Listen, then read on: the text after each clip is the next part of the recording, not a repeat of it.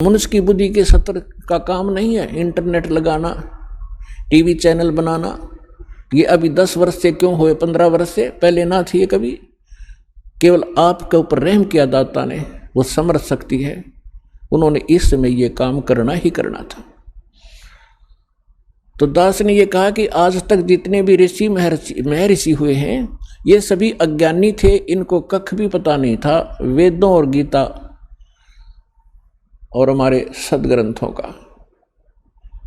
ये समय रह रह कर आपको बहुत बार प्रमाणित भी किया, समय आने पर इस सत्संग के दौरान भी समय लगा तो प्रमाण दिखाएंगे। आज का जो विषय है वो अलग है। तो चुनक नाम का ऋषि था, उन्होंने वेदों में पढ़ लिया। यजुर्वेद अध्याय नंबर 40 के मंत्र नंबर 15 में लिखा है कि वायु अनिलम अथिदम भस्मांतम शरीरम ओम करतो सुमर किलबे सुमर और करतुम सुमर।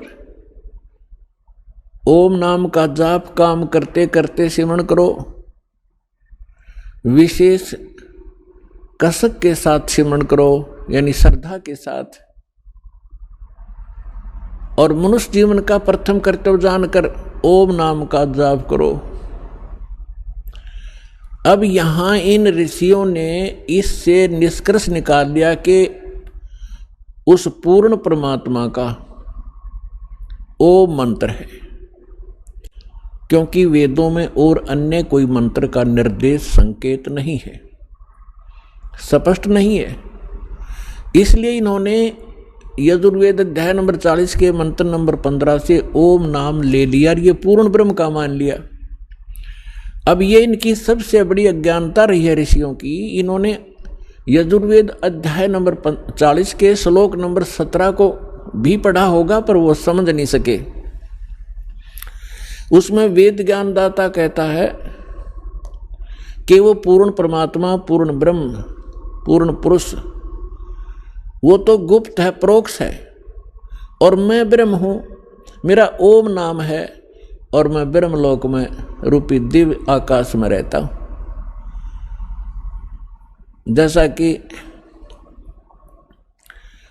जैसे आसी के अंदर ये शहर है आसी, वहां पर बोर्ड लगा हुआ है कि बरवाला 30 किलोमीटर। अब कोई अनजान व्यक्ति ये समझ बैठे कि इस बोर्ड पे लिखा बरवाला और वहीं बैठ जा थैला धर के कि आ गया बरवाला, उस पे लिखा है वो बरवाला तो आगे 30 किलोमीटर है। तो इसी प्रकार इन ऋषियों ने यजुर्वेद अध्याय नंबर 40 के मंत्र नंबर 15 से ये मान लिया कि ये पूर्ण परमात्मा का है, लेकिन उन्होंने आगे नहीं देखा कि 30 किलोमीटर और भी लिख रखा है, वो तो आगे है, वो तो हांसी तहसील है, हांसी शहर है। तो उसमें यजुर्वेद अध्याय नंबर 40 के श्लोक नंबर मंत्र नंबर 17 में स्पष्ट किया हुआ है कि वो परमात्मा तो गुप्त है और मैं ब्रह्म हूं, मेरा ओम नाम है, मैं ब्रह्मलोक में रहता हूं। और यजुर्वेद अध्याय नंबर 40 के श्लोक नंबर 10 में स्पष्ट किया हुआ है, वेद ज्ञानदाता कहता है कि कोई परमात्मा को शंभुहात बोलता है, शंभुहात माने जन्म लेता है श्री राम और श्री कृष्ण के रूप में, और कोई असंभुहात कहते हैं कि वो कभी जन्म ही नहीं लेता, अजन्मा है, अदृश्य है, निराकार है, वो कभी जन्मता ही नहीं। उसमें स्पष्ट किया है कि वो परमात्मा जन्म लेता है या नहीं लेता है, किस स्वरूप में है, कैसा है, कैसे मिलता है, उसकी जानकारी तत्वदर्शी संत बताते हैं, उनसे सुनो। तो क्या ये इन्होंने संस्कृत तो पढ़ी थी ऋषियों ने, ये नहीं देखा कि वो फिर कोई और इनसे भी अलग कोई संत है, वो और ज्ञान है। श्रीमद् भगवद गीता अध्याय नंबर 4 के श्लोक नंबर 32 में स्पष्ट किया हुआ है कि अर्जुन, जो मैंने अभी अध्याय नंबर 4 के श्लोक 25 से लेकर 31 तक जो भी साधनाएं जैसा भी कोई कर रहा है, कोई योग साधना करता है, कोई देवताओं की पूजा करता है, कोई स्वाध्याय ही करता है, जैसे गीता का पाठ कर लिया, वेदों का कोई मंत्र जाप कर लिया, ये सब अपनी अपनी साधनाओं को पापनाशक जानते हैं। लेकिन चौथे अध्याय के 32वें श्लोक में कहा है कि इन यज्ञों की जानकारी, यज्ञ माने धार्मिक अनुष्ठानों की, सच्ची भक्ति की जानकारी सच्चिदानंद घन ब्रह्म ने अपने मुख कमल से बोली है। वो वाणी उसके अंदर विस्तार के साथ कही गई है, वो तत्व ज्ञान है। यहां इन अनुवादकर्ताओं ने, गीता अनुवादकों ने एक बहुत भारी भूल कर रखी है। गीता अध्याय नंबर 4 के श्लोक नंबर 32 में एक ब्रह्मणे मुखे शब्द है। यहां इन्होंने ब्रह्मणे का अर्थ कर दिया वेद की वाणी। ब्रह्मणे मुखे, वेद की वाणी तो गीता ज्ञानदाता वेदों वाला सारांश तो बोल ही रहा है, वेद की वाणी कहाँ रही। और वेद खुद कहते हैं उसमें वो कोई और संत है और ही ज्ञान बतावेगा, उससे सुनो। तो उसमें बताया है कि वो ब्रह्मणे मुखे का अर्थ है, ब्रह्मणे माने सच्चिदानंद घन ब्रह्म, यानी परम अक्षर ब्रह्म, पूर्ण परमात्मा इस धरती पर आते हैं। अपने मुख कमल से स्वयं ही वो यथार्थ ज्ञान अपने द्वारा रची हुई सृष्टि को सही सही बताते हैं। और यथार्थ साधना, धार्मिक अनुष्ठानों की जानकारी भी वो स्वयं ही बताते हैं, बोल बोल के सुनाते हैं। वो सच्चिदानंद घन ब्रह्म की वाणी कहलाती है, वो तत्व ज्ञान है। इब गीता अध्याय नंबर 17 के श्लोक नंबर 23 में भी यो ब्रह्मणे शब्द है। वहाँ इन अनुवादकों की बुद्धि विचलित नहीं हुई, वहाँ अर्थ ठीक कर दिया। ओम तत्सत इति निर्देश ब्रह्मणे त्रिविध समर्थ ब्राह्मणा तेन वेदा च यगा विहिता पुरा।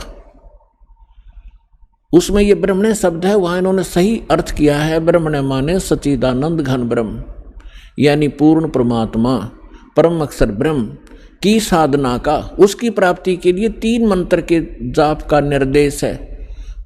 ओम तो ये ब्रह्म का, सरपुरुष का, और तत् ये सांकेतिक है, और सत्य भी कोड वर्ड है। तत् जो है ये अक्षर पुरुष का है, और सत्य जो गुप्त है वो परम अक्षर ब्रह्म सच्चिदानंद घन ब्रह्म का मंत्र है।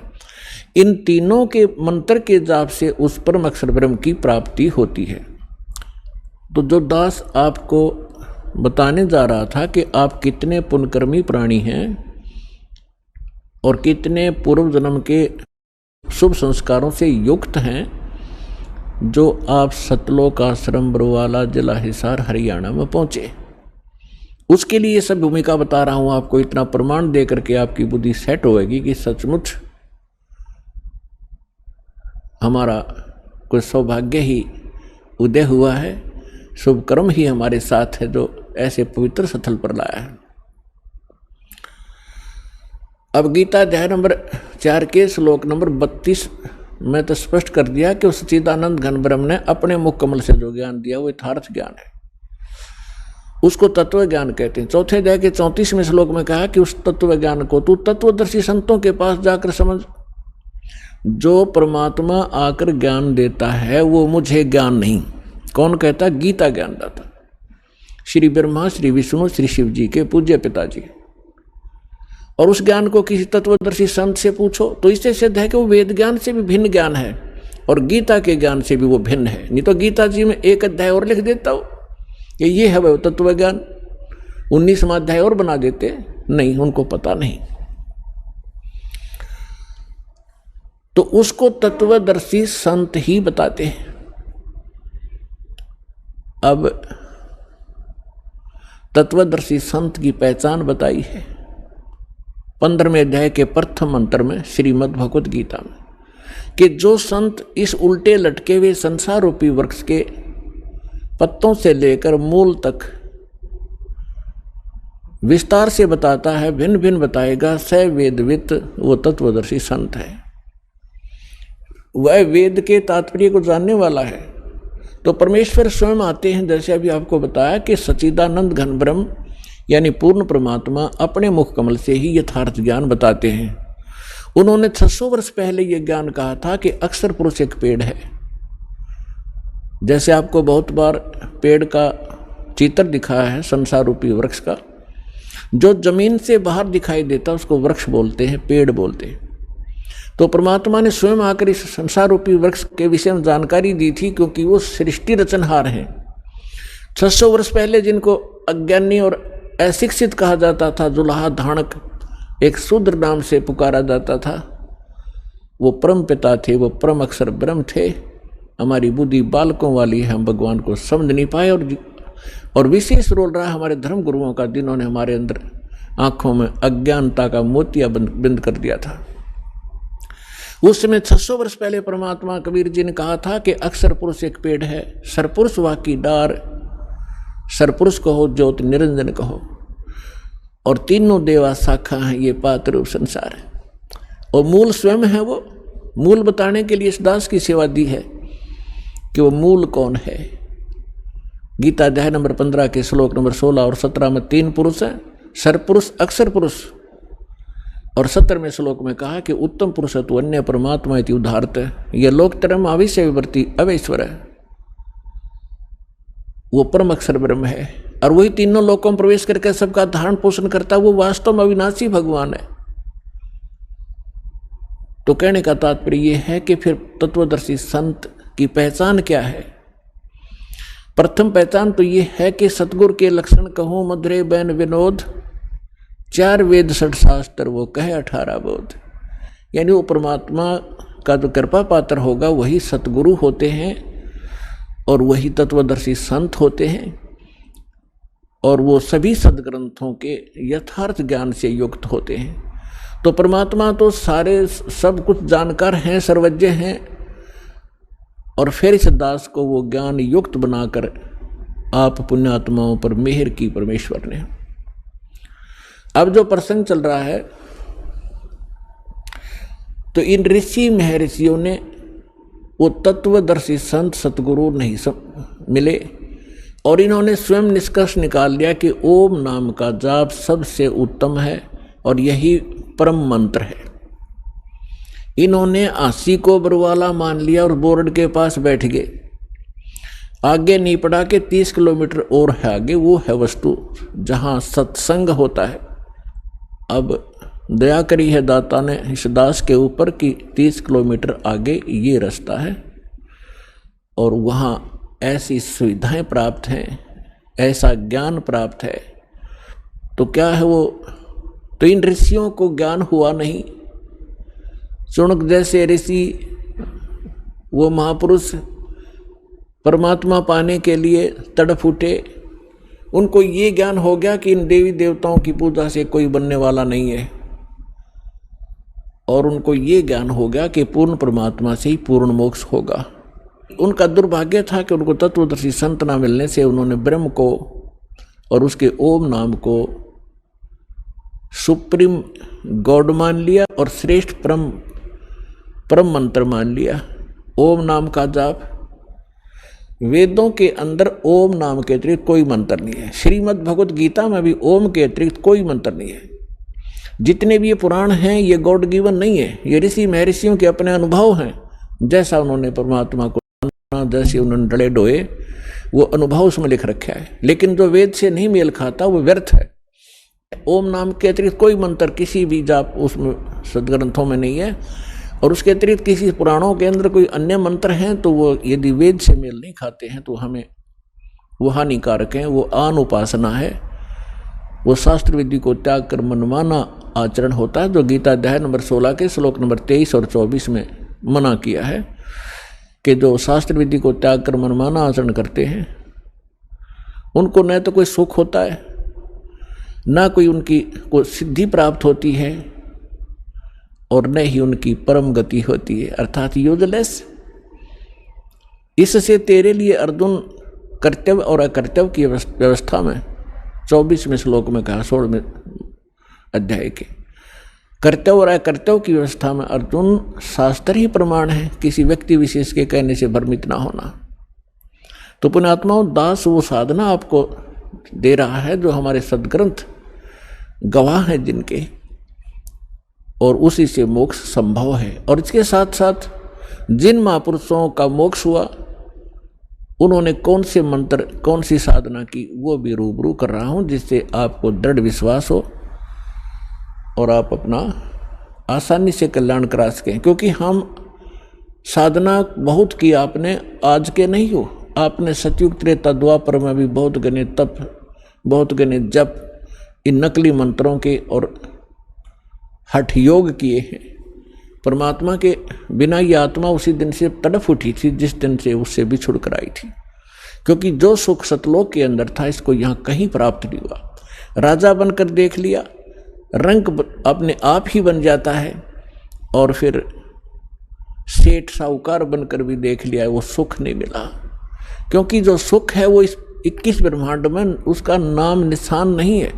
जिस सुख की हम खोज कर रहे हैं, वो सुख वहां मिलेगा जहां वो सुख है, सतलोक के अंदर।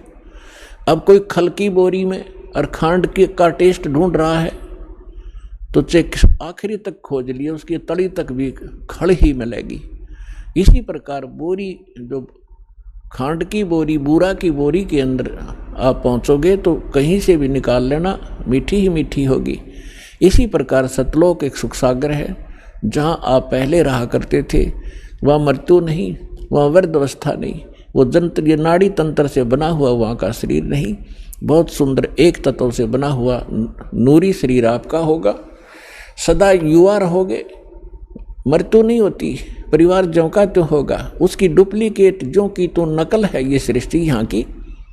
लेकिन ये मिट्टी से बने हुए खिलौने हैं, वो अजरो अमर शरीर प्राप्त होंगे आपको। और आप ऐसे ही प्राप्त थे पहले, अपनी गलती से हम यहाँ फंस गए। अब आपको पता चलेगा कि हम कैसे फंसे, जैसे सृष्टि रचना में दास आपको सुनाता है, जो परमेश्वर ने स्वयं आकर हमें यहाँ सुनाई और बताई है। अब जो प्रसंग चल रहा है कि इन ऋषियों ने जो डले ढोए, इनको सतगुरु नहीं मिले। इन ऋषियों ने जो साधनाएं की, एक तो वेदों को आधार माना, और वेदों को समझ नहीं सके, क्योंकि परमेश्वर ने आकर स्वयं बताया है कि गुरु बिन काहुन पाया ज्ञान, जो थोथा बुस छेड़े मूढ़ किसाना। गुरु बिन वेद पढ़े जो प्राणी, समझन सार रहे अज्ञानी। ये जितने भी ऋषि थे, इनको सतगुरु मिले नहीं। इन्होंने वेदों को सब पढ़ा, लेकिन ये सार नहीं समझ सके इस वेदों का, इसलिए आज तक ये अज्ञानी स्वयं रहे और अपने फॉलोअर को भी उसी अज्ञान से परिपूर्ण कर दिया। और जिसका खामियाना आज तक ये मानव समाज भोग रहा है, भर रहा है। परमात्मा आए, उनको रिजेक्ट करवा दिया नकली ऋषि, महर्षि और मंडलेश्वरों ने, ये कहकर के ये ज्ञानी है, अशिक्षित है, क्या जाने वेदों और ग्रंथों के गूढ़ रहस्यों को, संस्कृत आती नहीं। और वो संस्कृत के मास्टर कहलाते थे। पुण्यात्माओं, भाषा का जो योगदान है वो सीमित है। अब कोई संस्कृत भाषा जानता है तो इंग्लिश नहीं आती तो अविद्वान हो गया वो। और परमात्मा सर्व भाषाओं के ज्ञाता है, वो चींटी और जितने भी पशु पक्षियों की भाषा भी समझते हैं, मनुष्यों की तो भाषा बात छोड़ो। तो उन्होंने जो ज्ञान दिया था वो हमें स्वीकार्य नहीं होने दिया गया, और वही ज्ञान दया करके परमात्मा लिखवा गए अपनी प्यारी आत्मा धर्मदास जी से। और वो आज हमारे लिए प्रमाण है, उनके अंदर लिखा हुआ वही ज्ञान आज हमारे उन आदरणीय सदग्रंथों में विद्यमान है, जिनको हम सत्य माना करते थे, सर्वोद्धार्य मानते थे, वेद गीता पुराणों के अंदर। तो वो भगवान थे अशिक्षित होते हुए, और इन सब ग्रंथों का के अंदर का ज्ञान वो हमें बताकर चले गए सिंपल लैंग्वेज में। तो वो भी भाषा है, एक संस्कृत भी भाषा है। भाषा का काम अपने विचारों को दूसरे तक पहुंचाना मात्र होता है।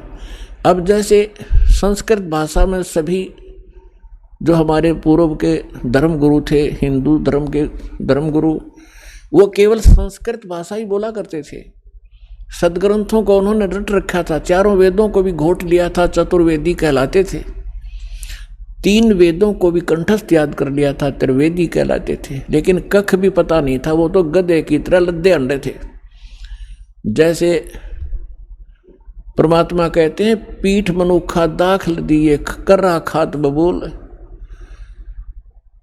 जैसे ऊंट के ऊपर मनुखा दाख लाद रखी थी और वो स्वयं झाड़ों में मुंह फुड़वा रहा है, और उसके पीठ के ऊपर कितनी अनमोल वस्तु रखी है, कितनी मीठी वस्तु रखी है, उसका उसे ज्ञान नहीं। इसी प्रकार हमारे जितने धर्मगुरु थे, इन सदग्रंथों को ये कंठस्थ याद कर लिया करते थे, लेकिन खाते थे झाड़ बोझड़े, यानी आन उपासना ही किया करते थे। अब जैसे ये हठ योग जो तप किया इन ऋषियों ने, ये कहाँ से बकवाद भाई इनको। इस काल भगवान ने एक चिंता बनी रहती है, काल भगवान को, ब्रह्म को, जिसके 21 ब्रह्मांड में हैं और उसमें से एक ब्रह्मांड में हम रह रहे हैं। उसको ये चिंता बनी रहती है कि यदि इन प्राणियों को यथार्थ ज्ञान हो गया उस परम पिता का, ये सभी भाग जाएंगे, तेरा लोक उजड़ जाएगा। इसलिए इसका भरसक प्रयत्न रहता है कि इनको मिसगाइड रखूं और कोरी बकवाद भरवा दूं।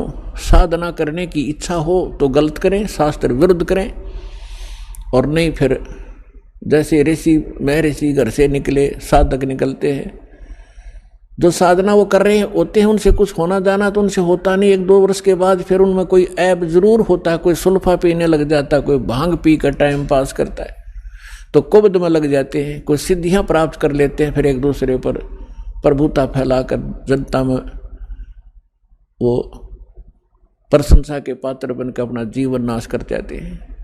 तो पुण्यात्माओं, इस तत्व ज्ञान से पता चलेगा कौन कितने पानी में और कौन सी साधना सही कौन सी गलत। जैसे जब ब्रह्मा जी कमल के फूल पर विराजमान थे और उस समय वो कहते हैं कि मुझे नहीं मालूम मैं कहाँ से उत्पन्न हो गया, इस कमल के फूल पर मैं कहाँ से आ गया और कौन मेरा जनक है। तो फिर वो ऐसा विचार कर रहा था, उसी समय इस काल भगवान ने, इनके पिता ने आकाशवाणी कर दी कि तप करो तप करो। ब्रह्मा जी कहते हैं मुझे आकाशवाणी सुनाई दी कि तप करो, मैंने 1000 वर्ष तक तप किया। ये तप करवाकर सिद्धियां प्राप्त करवा लेता है, और जैसे बैटरी चार्ज कर ली तप करके, और फिर आगे फिर दूसरी बार फिर 1000 वर्ष जब तप कर लिया ब्रह्मा जी ने, फिर दूसरी आकाशवाणी कर दी कि सृष्टि करो। सूक्ष्म वेद में कहा है कि तपो तपो कर वाक्य सुनाया, लोक रचो बल मेरी माया। पहले तो कहा तप करो तप करो, जब तप कर लिया, जब कहा कि सृष्टि रचो, तो ब्रह्मा जी ने उस आकाशवाणी जो काल ब्रह्म की थी उसको पूर्ण परमात्मा की मान ली, क्योंकि इनको पता था नहीं कख भी कौन भगवान है कैसा है। आज तक इनको परमात्मा का कोई साक्षात्कार नहीं हो लिया है। वेदों से तो ओम नाम ले लिया इन्होंने, और ब्रह्मा जी ही इस सृष्टि के अंदर काल सृष्टि में सबसे बड़े विद्वान माने जाते हैं, और उन्हीं को वेदों का ज्ञाता माना जाता है। अब अन्य जिस भी ऋषि को, मनु को या वासिष्ठ को, जिसको भी उस ब्रह्मा जी ने जैसा ज्ञान दिया, तो उसमें से एक तप भी साथ जोड़ दिया सभी ने कि ब्रह्मा जी को आकाशवाणी हुई थी कि तप करो। ये तप ले लिया चुनक ऋषि ने ब्रह्मा जी का मौखिक। तब तक तो वेद प्राप्त भी नहीं हुए थे, उसके बाद फिर सागर मंथन हुआ था जब 4 वेद प्राप्त हुए थे। वैसे कंप्लीट जो वेद थे ये 5 थे। इस काल भगवान को 5 परमात्मा ने वहाँ से फैक्स कर दिए थे इसकी अंतःकरण में, फिर इसके श्वासों के द्वारा ये बाहर निकले थे सागर के ऊपर, और सुसज्जित बहुत सुंदर थालियों के अंदर आए थे। तो इस ज्योति निरंजन ने वो 4 पढ़े, 5 पढ़े इसने, तो 5वें जो वेद था उसके अंदर उस परमात्मा का विशेष ज्ञान था। तो इसको चिंता बन गई कि उस परमात्मा की इस प्रकार जानकारी प्राणियों को होगी, ये सब भाग जाएंगे। उसने 5वां वेद छुपा दिया और 4 वेद अपने पुत्र ब्रह्मा को दे दिए, सागर मंथन के समय अपनी श्वासों से छोड़ दिए, और 5वां गुप्त कर लिया। उसकी अक्षति पूर्ति करने के लिए स्वयं परमेश्वर को आना पड़ता है, उस 5वें वेद को, तत्व ज्ञान को बताने के लिए। तो जो दास आज कंसेप्ट क्लियर करने जा रहा है कि आपको वो स्थान मिला, आपको तत्व ज्ञान मिला, तो आप कितने शुभ संस्कारी प्राणी हो। सभी बहन भाई बुजुर्ग बेटी माई बाई सभी जो यहाँ पहुँचे, चाहे कोई दुख में आ रहा है, चाहे कोई ज्ञान समझ के आया है, या किसी भाई बहन के कहने से इस पवित्र स्थल पर पहुँचा है, तो यहाँ आने के बाद अपने आप इस रंग में रंग ही जाता है 1-2 बार सत्संग सुनने के बाद। आज सब बुद्धिमान समाज है, तो जो प्रसंग चल रहा है हम उसी पर आते हैं। तो इन्होंने ब्रह्मा जी से प्राप्त उस ज्ञान के आधार से चुनक ऋषि ने तप सेलेक्ट कर लिया, और वेदों से ओम मंत्र, तो गीता अध्याय नंबर 7 के श्लोक नंबर 18 में कहा है कि ये ज्ञानी आत्मा हैं तो उदार मीन समर्पित हैं परमात्मा के लिए। हजारों वर्षों तक तप किए, साधनाएं की, सूख कर काटा हो गए, प्रवाह नहीं की, चाहे जान भी जाओ परंतु परमात्मा मिले मोक्ष हो। लेकिन किक्कर बबूल का बीज बोके और आम की आस करना महामूर्खता होती है। इसी प्रकार इन ऋषि महर्षियों ने ओम नाम का जाप ये बबूल का बीज बोया, हठ योग करना भी ये बबूल का बीज है। इसकी साधना करके ये पूर्ण मोक्ष की आशा में बैठे, 1000 वर्षों तक चुनक ऋषि साधना करते रहे। गीता अध्याय नंबर 11 के श्लोक नंबर 32 में गीता ज्ञानदाता कहता है कि अर्जुन मैं काल हूँ, और सब लोगों को अक्षय करने के लिए, इनका नाश करने के लिए अब मैं परिवर्त हुआ हूँ। तो श्री कृष्ण जी तो पहले ही विद्वान थे श्री अर्जुन के साथ, क्योंकि उसके रिलेटिव थे, अर्जुन के साले थे श्री कृष्ण भगवान। और वो श्री कृष्ण नहीं, उसमें वो काल बोल रहा था, जब कहता ये देख मेरा ये वास्तविक स्वरूप है और मैं काल हूँ, 1000 भुजा है उसके। और गीता अध्याय नंबर 11 के श्लोक नंबर 21 में अर्जुन कह रहा है कि भगवान आप तो इन सभी ऋषियों को खा रहे हो, सभी देवताओं को भी खा रहे हो, सिद्धों के समुदाय आपके सामने हाथ जोड़कर खड़े हैं और वेदों के सूक्तों से आपकी ही स्तुति कर रहे हैं और आप उनको भी खा रहे हैं। तो गीता अध्याय नंबर 11 के श्लोक नंबर 32 में गीता ज्ञानदाता कहता है कि मैं तो काल हूँ भाई, और इन सब को खाने के लिए अब प्रवृत्त हुआ हूँ। तो गीता अध्याय नंबर 11 के श्लोक नंबर 47-48 में ये गीता ज्ञानदाता कहता है कि ये मेरा वास्तविक रूप है, मैं ऐसा हूँ जो अब तुम्हें दिखा है, और मेरे इस रूप के दर्शन तेरे अतिरिक्त पहले कभी किसी ने नहीं हुए और आगे नहीं हो सकते। मैं ना किसी जप से, ना तप से, ना किसी क्रिया से, और ना किसी वेदों में वर्णित विधि से मेरी प्राप्ति नहीं हो सकती। ब्रह्मा जी ने 4 युग तक साधना की, नहीं मिला। आखिर में आकर अपनी माँ को झूठ बोल दी कि मुझे प्राप्त हुआ, क्योंकि वेद उसने पढ़े थे और वेदों में परमात्मा साकार है। तो श्रीमद् देवी भागवत के अंदर ब्रह्मा जी खुद कहते हैं अपनी माता दुर्गा को कि माता जी अनुभव कुछ और बोलता है और वेद कुछ और बताते हैं, इनमें बहुत ही द्वितीयवाद है, इसका कारण क्या है। तो दुर्गा को उस काल ने धमका रखा है कि खबरदार जब मेरी किसी को भी तूने जानकारी दे दी, मैं गुप्त रहूँगा और मेरा भेद किसी को नहीं बता देगी। तो उसके डर से देवी उसको गोलमोल कर देती है कि मैं ही सब कुछ हूँ, मैं ही ब्रह्म हूँ, मैं ही सब कुछ हूँ, ऐसे गोलमोल कर देती है। फिर भी ब्रह्मा जी कहते हैं कि अनुभव कहता है, अनुभव हम करते हैं तो मिल नहीं रहा, और वेद बताते हो साकार है, एक स्थान पर बैठा है। तो ये दोगला सा ज्ञान है माता। तो कहने का भाव ये है कि गीता ज्ञानदाता कहता है कि मैं ना वेदों वर्णित विधि से, ना किसी जप से, ना तप से, ना किसी क्रियाओं से कभी नहीं प्राप्त हो सकता। तो इसलिए गीता अध्याय नंबर 7 के श्लोक नंबर 24 और 25 में ये खुद कहता है कि मैं अव्यक्त हूं, अपनी योग माया से छुपा रहता हूं। ये मेरा अनुत्तम विधान है, अटल विधान है। अनुत्तम तो इसलिए जब माता पिता है और बच्चों से भी गुप्त है तो कोई न कोई दोष है उसके अंदर, वो अच्छा आदमी नहीं है। इसको श्राप लगा हुआ है। 1 लाख मानव शरीरधारी प्राणियों का आहार करता है, जिस कारण से छुपा बैठा है। कहीं पता लग गया तो एक भी नहीं तेरी पूजा करेगा, तेरे इन सब देवी देवताओं को भी भूल जाएंगे। इसलिए गुप्त रहता है, ना अपने देवी देवताओं को, इन सबको, किसी को, पुत्रों को भी इसने भेद नहीं बता रखा। ये स्वयं स्पष्ट कर रहा है गीता अध्याय नंबर 7 के श्लोक नंबर 24 और 25 में कि मैं ये अबुध है, ये जो जन समुदाय सामने खड़ा है, ये मुझ अव्यक्तम माम अव्यक्तम व्यक्तिम आपनम मनन्ते अबुध। ये मूर्ख मुझ अव्यक्त को और कृष्ण रूप में, व्यक्ति रूप में आया हुआ मान रहे होंगे। मैं कृष्ण नहीं हूं, आई एम नॉट कृष्ण। मैं अपनी योग माया से छुपा रहता हूं, मैं कभी किसी के समक्ष नहीं आता।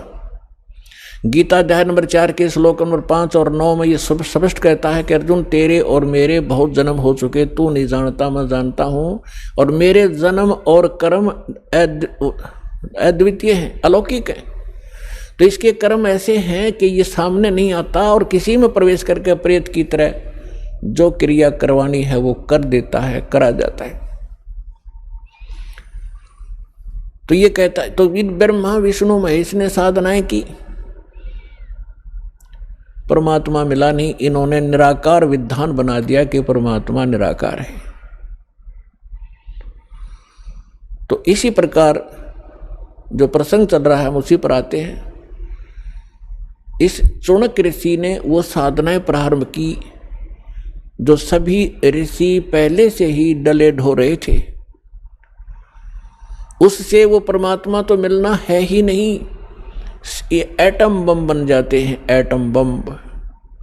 अगस्त ऋषि ने सारे जीवन में डले ढोकर एक सिद्धि प्राप्त कर ली, सब सागर पीण की। बता, सारे जीवन को नाश करके उसने एक ये प्राप्त किया कि सब सागर पी लिया। अब इस तत्व ज्ञान के अंदर परमात्मा ने क्या बताया है, अब आपको उस परमात्मा का दिया हुआ कुछ ज्ञान बीच में सुनाएंगे, क्योंकि आप एक विद्यार्थी हैं और पूरे वर्ष में एक ये पूरा कोर्स दास ने आपका करवाना होता है। 3 दिन का सत्संग इसीलिए रखा है कि प्रत्येक सत्संग में श्रद्धालु भी बदल जाते हैं और श्रोता भी जो लगातार सुन रहे हैं, वो तो अच्छी बात है। इसलिए धीरे धीरे सारे ही ज्ञान के ऊपर विवेचन किया जाता है। अब जैसे ये सिद्धियां क्या है, ये जीवन नाशक इस प्राणी की सबसे बड़ी दुश्मन है। इससे प्रभुता आ जाती है और अपनी ही, जैसे पहले बैटरी चार्ज करी फिर वह खत्म कर दी, रह गया जैसे का तैसा। जैसे इन सिद्धियों को परमात्मा ने ऐसा बताया है कि जैसे आप देखते हो वर्षा के मौसम में अन्य चींटियां होती हैं, बगैर पंखों की होती हैं, और उन्हीं चींटियों के बिलों से कुछ पंखों वाली चींटियां निकलती हैं और वो उनके अंदर परमात्मा होती हैं, क्योंकि वो उड़ नहीं सकती दूसरी चींटियां और वो उड़ जाती हैं आकाश में। तो वो यूँ सोचे हैं कि ये तो भगवान से मिल ली, क्योंकि ये तो उड़ जाती हैं आकाश में।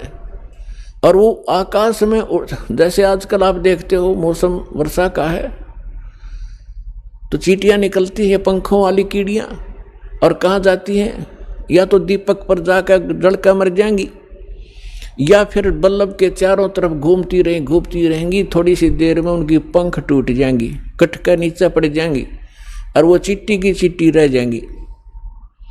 इसी प्रकार ये जो साधना करते हैं, गलत साधना करते हैं, शास्त्र विधि को त्याग कर जो मनमाना हठ योग आदि करते हैं, अन्य जाप मंत्र अनुष्ठान करते हैं, उनसे उनमें सिद्धियां आ जाती हैं।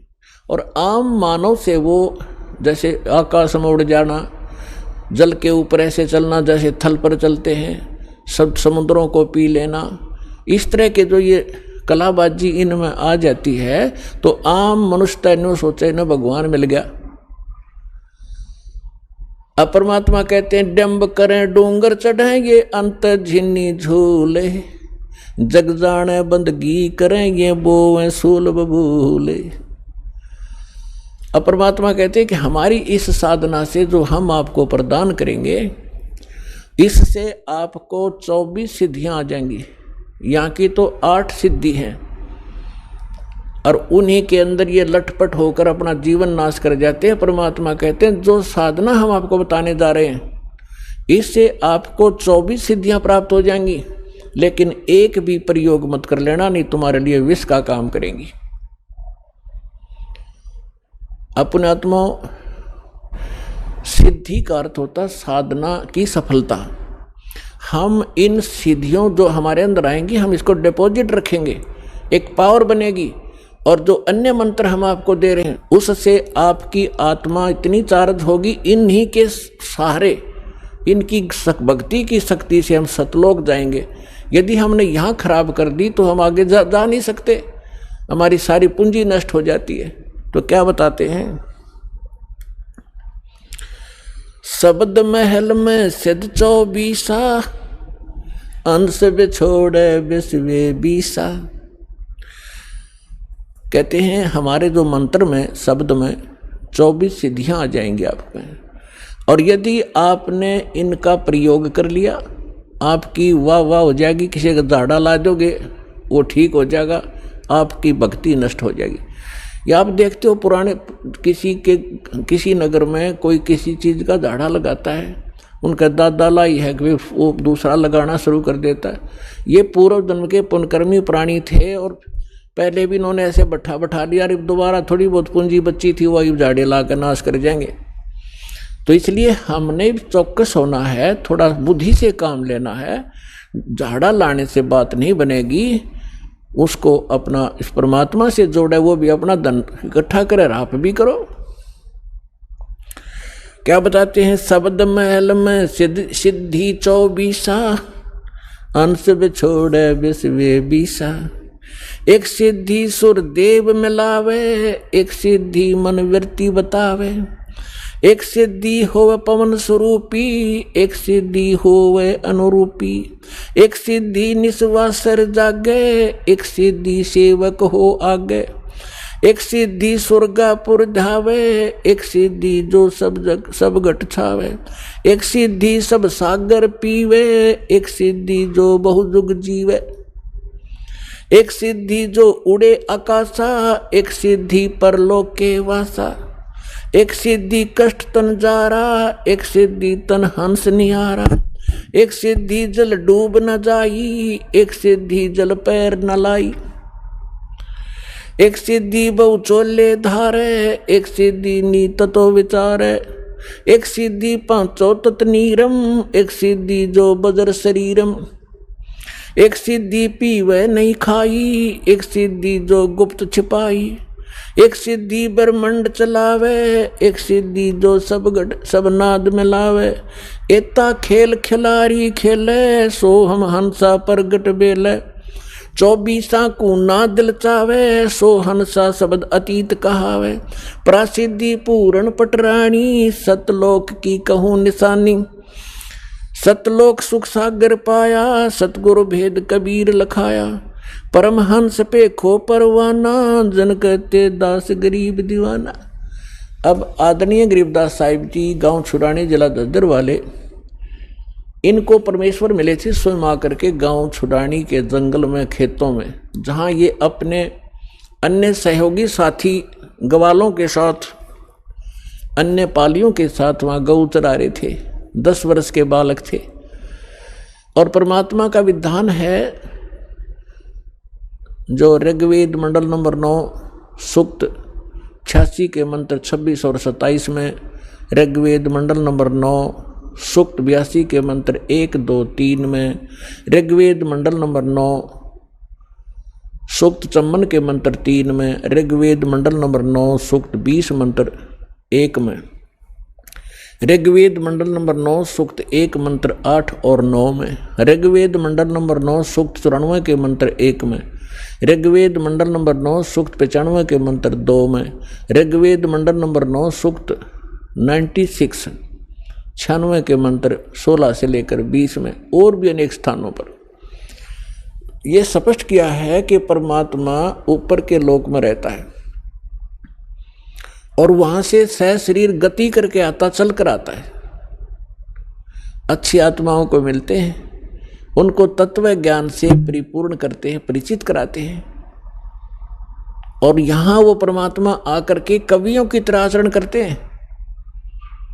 अपने मुख कमल से बोल बोल कर वो यथार्थ ज्ञान उच्चारण करते हैं, जिस कारण से वे प्रसिद्ध कवि की भी उपाधि प्राप्त करते हैं।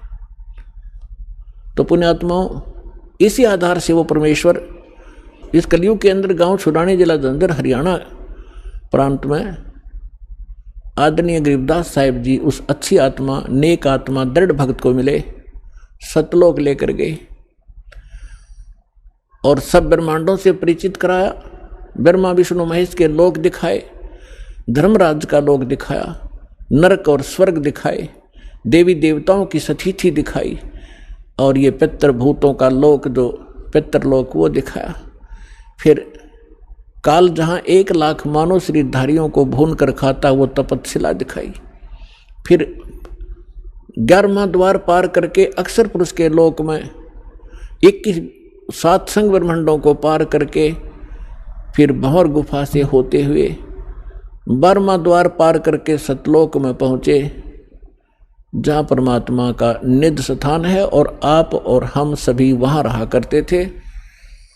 वहाँ आपके आज भी जोंकेतु महल बरकरार हैं, आपका बहुत बड़ा स्थान है, हरे भरे वहाँ पर फलदार वृक्ष हैं, सदाबहार वृक्ष हैं, और वहाँ किसी चीज़ का भाव नहीं, वहाँ जन्म मृत्यु नहीं होता, वहाँ पर वृद्ध अवस्था नहीं है, वहाँ मृत्यु नहीं है।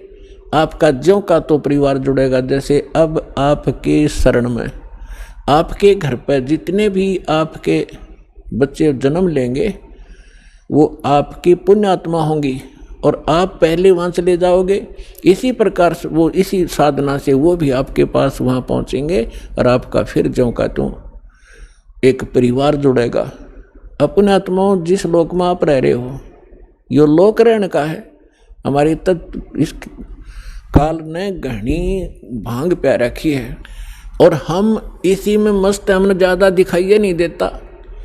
अब आपका परिवार है, आपके बच्चे हैं, रिश्तेदार हैं, भाई बहन, पति पत्नी, आपको कितने प्यारे लगते हैं, और जो मकान बनाकर आप आराम से रह रहे हो, कितना अच्छा लगता है।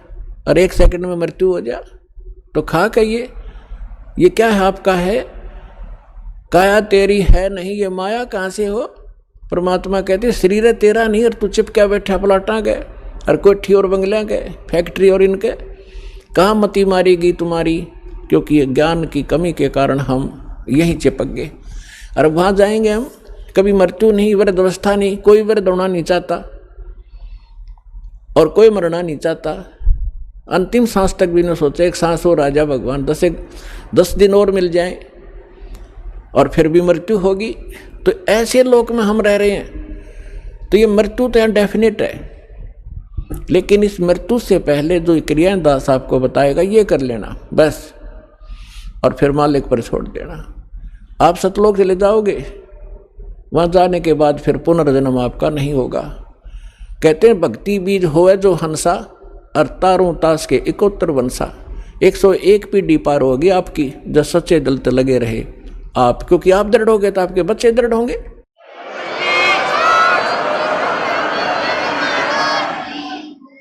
तो गरीबदास साहिब जी को परमात्मा मिले, उन्होंने फिर ये बताया कि इस जो मंत्र मुझे मिला है और यही आपको प्राप्त जब हो जाएगा, इसमें क्या बताया, शब्द महल में सिद्धि 24, अंश बिछोड़े बिस्वे बीसा।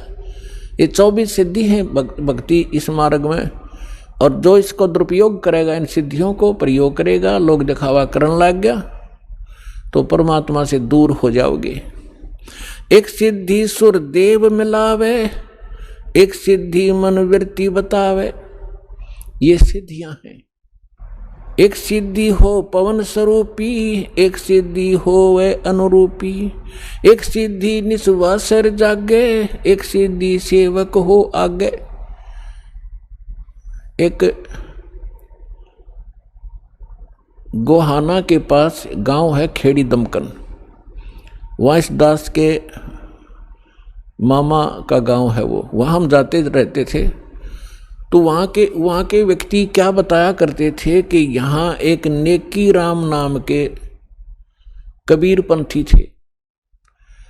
अब ये फीत तलाव कबीर पंथ की ढोवें डले, तो उसकी क्या बताया, वहाँ एक आश्रम बना हुआ है नेकी राम जी का, और वो नेकी राम जी थे गीसा दास साहिब जी के शिष्य।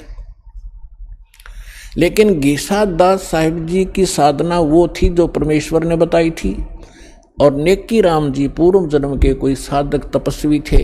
लेकिन वो पुरानी बीमारी साथ रहती है, जो गुरुदेव से वो पूर्ण मंत्र तो उनको मिले नहीं थे, किसी को दिया नहीं उन्होंने। लेकिन अन्य जो साधना बताई थी वो भी उनका कल्याणकारक थी, ताकि उनको मनुष्य जीवन मिलते रहते, इस समय तक वो आ जाते। ऐसी साधना ये संत हमें दे कर गए थे। उसने वो भी छोड़ दी और वो पुरानी बीमारी ला ली, तप करने लगे। उस तप से उसमें सिद्धि आ गई, सारी रात मतलब सोता नहीं थे वह। तो उस आश्रम के निर्माण की कथा सुनाया करते हैं वो वहाँ के व्यक्ति के नेकी राम जी यहाँ बनी में आकर बैठे थे वृक्ष के नीचे, और साधु संत के रूप में थे। गांव वालों ने देखा, एक दिन देखा, 2 दिन देखा, 10 दिन देखा कि भी महात्मा दिन रात जागता है, सोता नहीं है। एक चर्चा का विषय बन गए। लोगों ने रात को छुप कर देखा, दिन में उसके पास बैठे रहते, ड्यूटी लगा दी, वह तसल्ली करो, पूरी जांच करो। तो उन्होंने 1 महीने तक देखा, वो सोया नहीं। इसी बात से वो महात्मा पाक गया, आश्रम बना दिया और पूजा शुरू होगी। खाकता फिर वो, ये घोड़े सारे दिन रात जागेंगे, मोक्ष हो जाएंगे। तो ये सब बगैर ज्ञान, बिना ज्ञान के हम ऐसे डले ढोरे थे। एक सिद्धि निस्वासर जागे, एक सिद्धि सेवक हो आगे, एक सिद्धि सुरगापुर धावे, एक सिद्धि जो सब गच्छावे। अब जैसे ये गोपी चंद और भर्तृहरि जी को हमारे हिंदू समाज में मानते हैं कि ये मुक्त हो गए, ये पार हो गए, पार नहीं हुए, ये ताड़ यहीं पर भटक रहे हैं। जैसे एक सिद्धि सुरगापुर धावे, अब इसी ऐसी सिद्धि हो जाती है इनकी मृत्यु के उपरांत ये स्वर्ग में भी जा सकते हैं और वहाँ से यहाँ भी आ सकते हैं और अपना जीवन नाशी कर रहे हैं।